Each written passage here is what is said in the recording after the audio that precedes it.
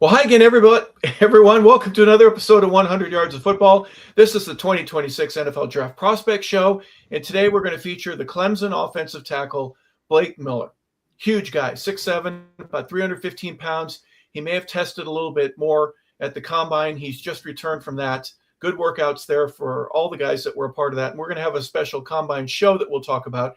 But let's bring in Vincent Turner and Joey Clinkscales. Gentlemen, I appreciate it. Let's talk today about one of the bigger offensive linemen. He's not the biggest one out there, but he's a guy that shows up at Clemson University 4 years ago as a freshman. He plays from the time he gets there, one of their very few Clemson players in the history of that school to play all 4 years on the offensive line, especially at the tackle position. Again, 6'7". He is enormous dude, 315, maybe 20 pounds, somewhere in that area. He ran a 5.04 which is really good for his size. His broad jump and his vertical were the highest of any lineman out there, so he's pretty athletic. One of the things that impresses me, Vincent, is the fact that as soon as he stepped on campus there at Clemson, he started. He became the man. He's got some things to work on, and we'll discuss that. But what impressed you? What is something that Blake Miller has been able to capture the eyes, the ears, and the heart of a guy like Vincent Turner and say, this is why we're going to talk about him, and he's going to be one of those guys that he's not going to be on the board for very long? I'm going to say this. What I didn't know, Clemson has not had an offensive lineman drafted in the first round since 1960. That's the year I was born. Think about the success this program has had with under Dabo Swinney winning 2 national championships, and they never had an offensive lineman drafted in the first round since 1960. So this young man, Blake Miller, I'm very impressed with. He comes on campus as a 3-star recruit out of Strongsfield, Ohio, which is right outside Cleveland. So the first thing comes to my mind, how does he don't go to Ohio State? But then he comes on campus as a 3-star, and he starts every game in his career. So you know I got to give him that famous movie slogan, Warriors come out to play. So that's what impressed me most about him. Started 54 games, never missed a start in his whole career. And both of you gentlemen played at a high level at 2 major programs. So after I finish, y'all can tell how difficult that is. Then, of course, he's played 3,700 snaps as a right tackle, 1,580 as a pass blocking snaps, and he's only gave up 8 sacks in his career.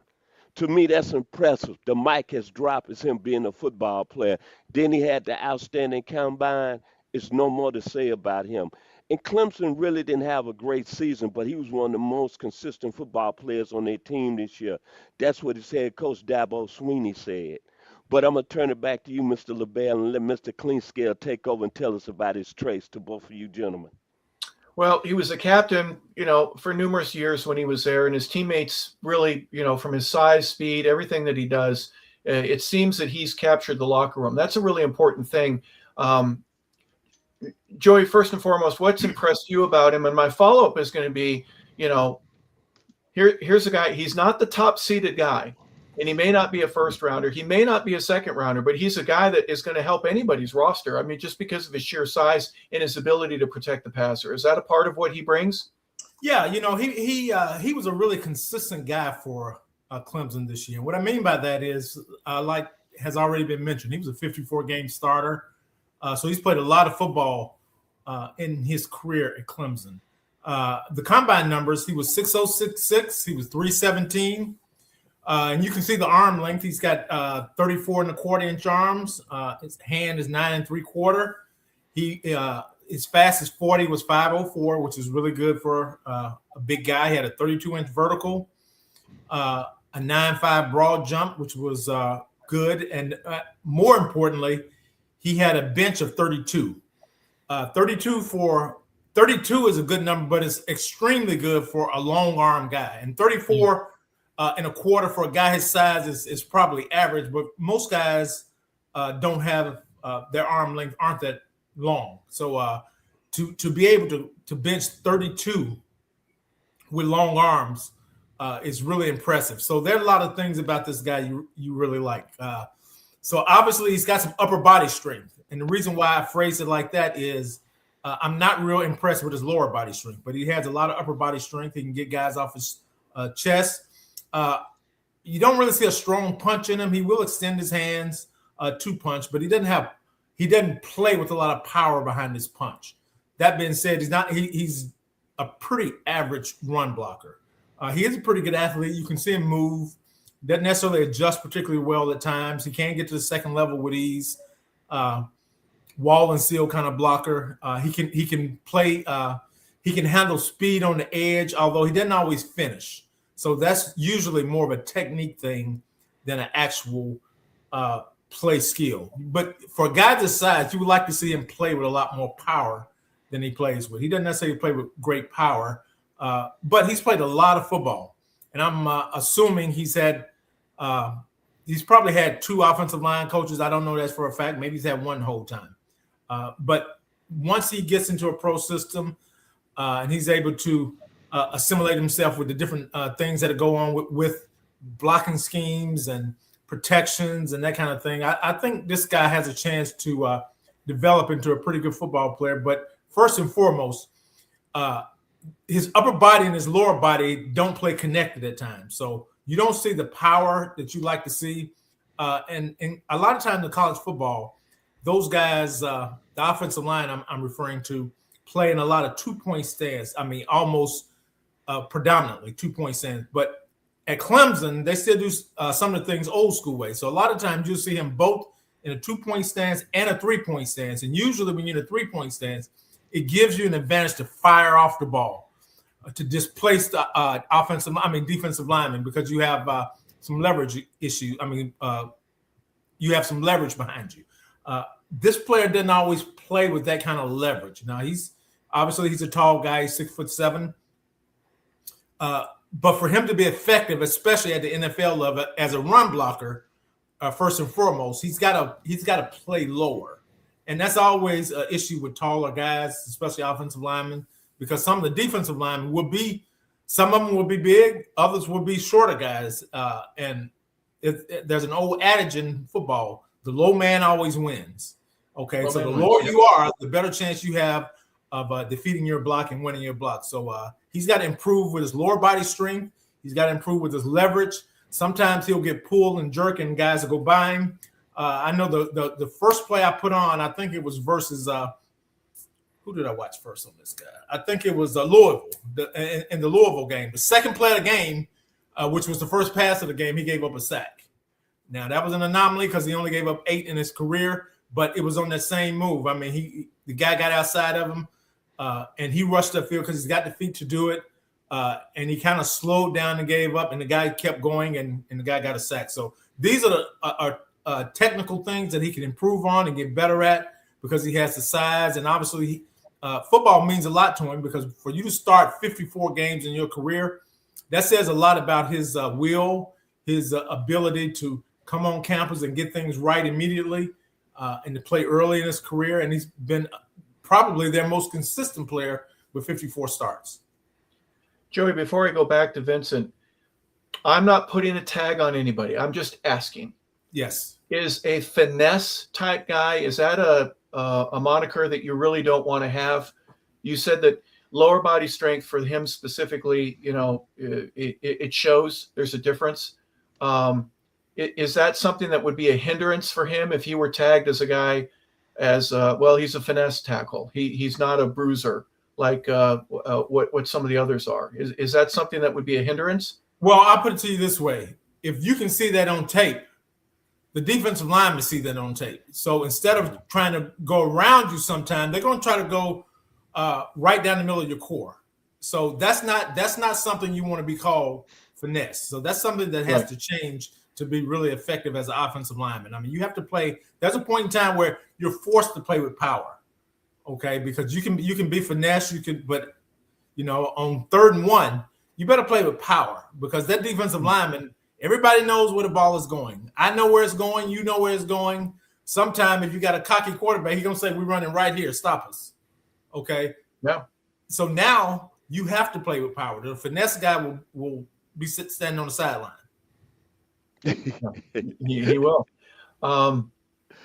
Vincent, one of the things that we're looking at here is a couple of shots of a guy that plays really high. When Joey mentioned that sometimes he's in a 2-point stance, especially on a run play, you tend to be a lot higher than you need to be. Your shoulders are higher. And as Joey said, the low man usually wins. I think that's a coachable technique, though. There's something that he can work on between draft day and when training camp opens that will quickly and I think very easily help correct that to where he's going to be corrected and he's going to edit, modify, if you will, remold who he is as a player. As a collegiate, he was great. As a pro, he might be needing a little bit of work when he first goes into camp. What say you? When I look at him, I look at it like this. We all talk about the scheme, who drafts him, what coaching staff. I don't necessarily really worry about Blake Miller and the traits that y'all just brought up because if he gets drafted by, let's say, a good team or even a mediocre team, they're going to straighten it up with this gentleman right here. You said it yourself, Harper. He was the team captain. We all agreed he played 54 games at Clemson. He started as a true freshman and then be a team captain. We talking about a program that's won national championships over the last 10 years. We talking about a coach in Dabo Sweeney that's been really causing havoc because he hasn't really been winning at Clemson. So Clemson is not a program when you're going to get a true freshman to come in and start. Joy, you played at Tennessee. It was hard for a freshman to come in. Hopper, you played at Colorado State. This young man came in and started 54 games from day one. And this is what I love about him, myself personally. You know, the National Football League, they like to throw the ball. The young man played, 1,580 snaps, 1,580, and he only gave up 8 sacks, 2 sacks in his career. Each year, that's saying a lot. I think when it's all said and done, he's going to get the proper coaching. Both of you gentlemen have played in the National Football League. He's going to get better. And I think this young man is going to be a very good football player. And he comes out of a good program. Even though Clemson hasn't won over the last few years, they underachieved last year. Hey, that's a program that puts pro football players out. Back to you, Mr. LeBel. Yeah, appreciate it.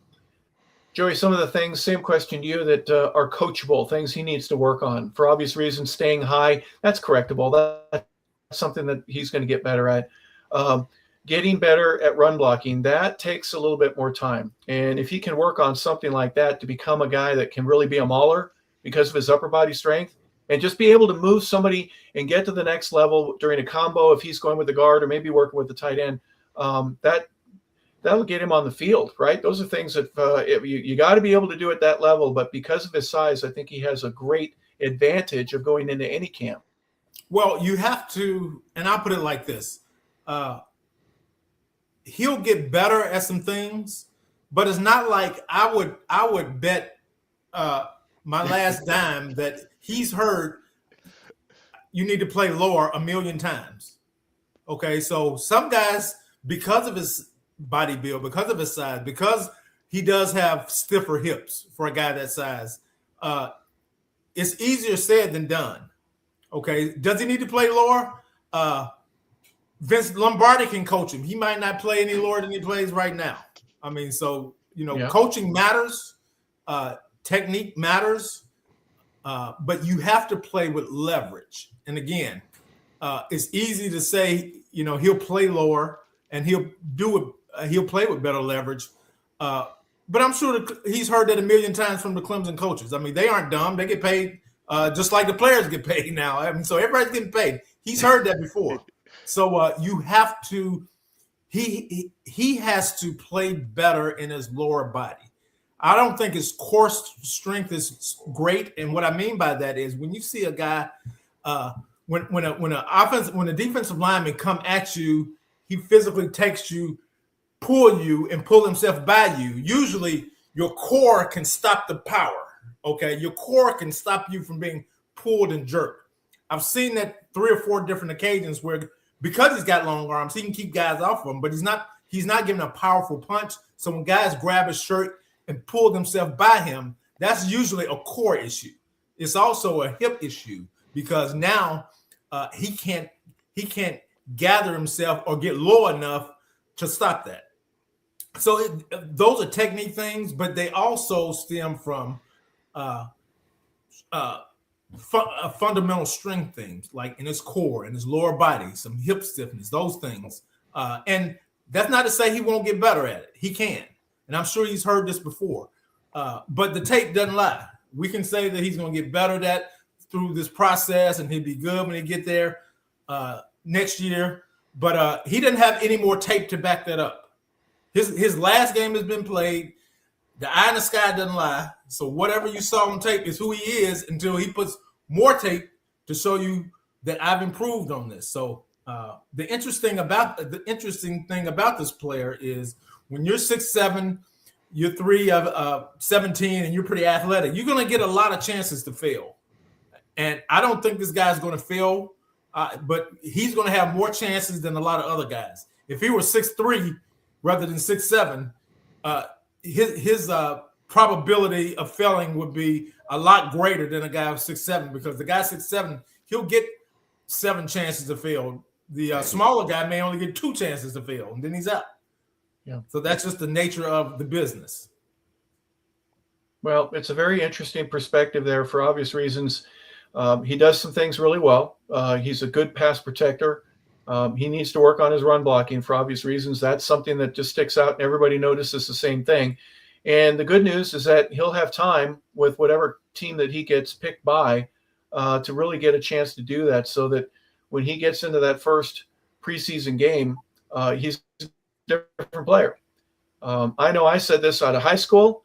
When I went to college that first year, I go, man, if I had only known what I know now in my senior year, I'd have been great. And I felt the same way when I went to training camp after my first year as a rookie, going back to college. I go, I wish I had only known some of this stuff. So there's a lot of things that he'll be able to take advantage. Final thoughts, Vincent. Let's talk a little bit about Blake Miller. His time in the 40 was great. His vertical and his jumping, his athletic ability is up there with anybody. But he does have a few things he needs to work on. Just about every player does. But I know you like this man, and you wish him well for obvious reasons. No question about it. Joy, Mr. Clinkscales, brought up some good points. Like I said, I'm learning a lot tonight from a true scout, a guy that's done it for a while. And so when I talk about the players, I'm talking to maybe from a more emotional standpoint because I like the player. But I'm going to say this. When I look at Mr. Miller, he reminds me of a tackle right now that's had a pretty good career named Brian O'Neill, the right tackle for the Minnesota Vikings that turned out to be a pretty good player, who's about 6'7", over 300 pounds. So I kind of put Mr. Miller in that category.